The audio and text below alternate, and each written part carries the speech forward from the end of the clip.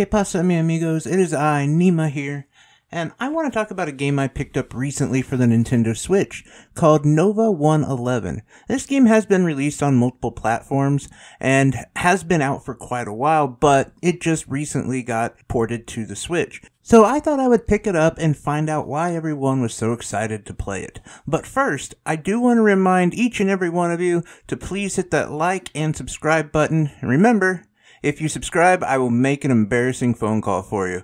I don't care what it is. I will break up with a boyfriend, girlfriend, tell the government you're not paying your taxes, whatever. I got your back. Anyway, Nova 111 was a really interesting game. Like, at its heart, it's a puzzle, adventure, exploration, rescue game where your main goal is to make it to the end of the level while collecting as many resources as possible, but also collecting as many scientists as possible. See, you're on this little ship as you start the game, and the ship is not doing well. Things are going pretty badly for your ship, and you rescue a scientist, and as soon as he gets in, he fixes your ship up. And with every scientist you get, you can accumulate more and more little abilities for your ship to help traverse through this puzzle maze, if you will. And each level kind of adds in a little bit extra, if you will, another enemy, a different dynamic to the abilities that you have and how to use them.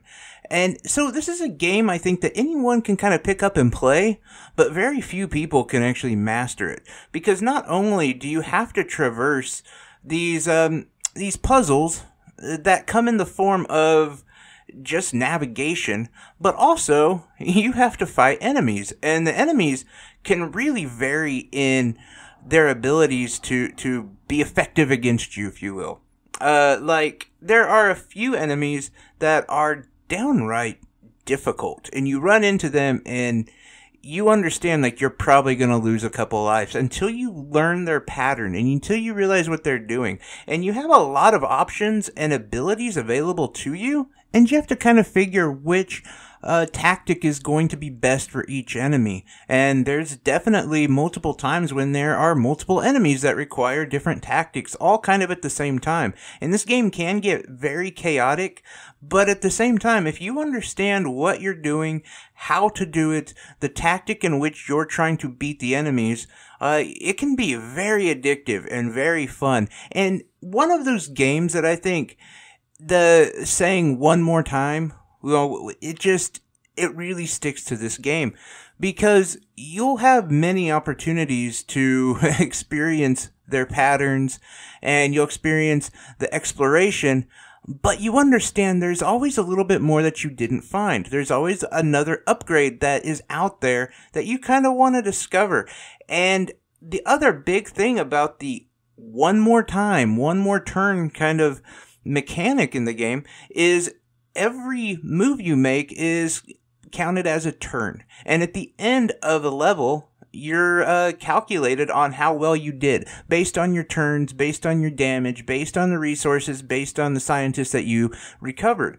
Well, I personally never got better than a B. So I always wanted to keep going back and saying, okay, how can I get from A to B quickest while dealing as much damage to the enemies or avoiding them completely and finding all the resources I needed to find. And this itself became this dynamic of this game that is incredibly addictive. But again, it's something that my own mom had played for a little bit, and she actually found enjoyment in it. And my mom is not a gamer. I think the most games that she's ever really got into is Farmville, so yeah, that should tell you something. But it's very pick up and play, but also offers that difficulty that so many of us gamers want.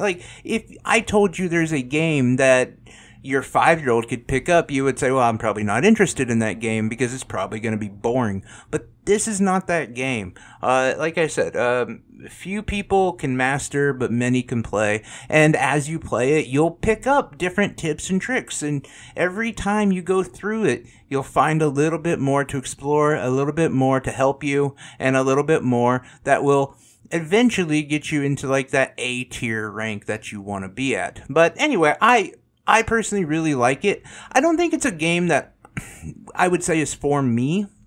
But I think for people who are into like puzzlers, into like a game that you could kind of play over your lunch break and just, a good pick up and play game, this is fantastic. And they've done an amazing job with this game. The port itself runs great. Haven't seen any glitches or anything like that has caused any major problems. But anyway, that's my thoughts on the game. I think everyone should probably pick it up, try it. Let me know if you got it or what your thoughts are on the game. Anyway, thanks a lot, guys. Have a great day.